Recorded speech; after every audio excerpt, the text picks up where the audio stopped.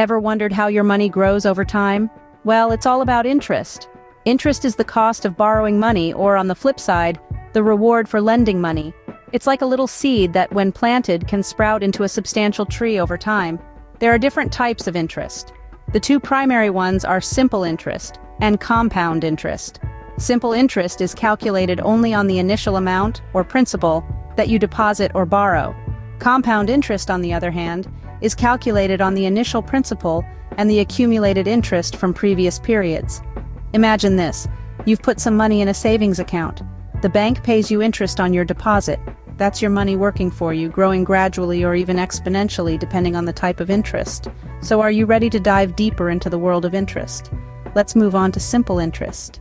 Simple interest, as the name suggests, is quite straightforward.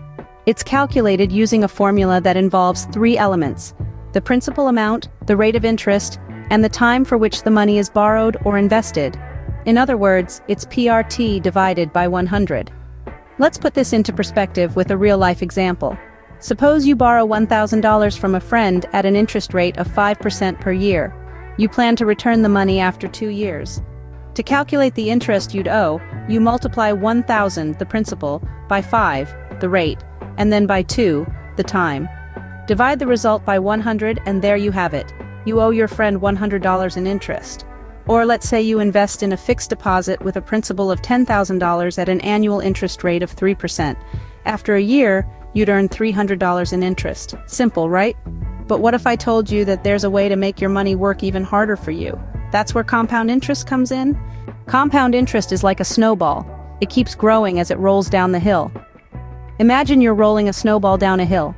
As it rolls, it picks up more snow, becoming larger and faster. This is similar to how compound interest works. It's the interest you earn on both your original money and on the interest you continually accumulate. Consider this. You deposit $100 in a savings account with a compound interest rate of 5% annually. At the end of the year, you'll have $105. But here's where the magic happens. The next year, your interest is calculated on that new total of $105, not just your initial 100. So, unlike simple interest, which only grows linearly, compound interest grows exponentially, making your money work harder for you. It's like getting interest on your interest. Sounds like a miracle, right? But wait, there's more to learn about interest. Let's talk about APY. APY, or annual percentage yield, might sound complicated, but it's a very important concept when it comes to understanding how your money grows. Think of APY as the actual amount of interest you earn in a year, factoring in the magic of compound interest. Let's say you have a savings account or a certificate of deposit. The APY gives you a more accurate picture of how much your money can grow over time. It's not just about the interest rate, but also how often that interest is compounded. So, if you have two savings accounts, one with a higher APY will give you more bang for your buck. And if you're considering a loan, a lower APY means you'll end up paying less over time.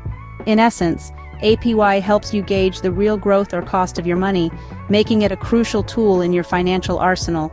Now that you've got the scoop on interest, you're well on your way to making smart financial decisions. Remember, every penny counts.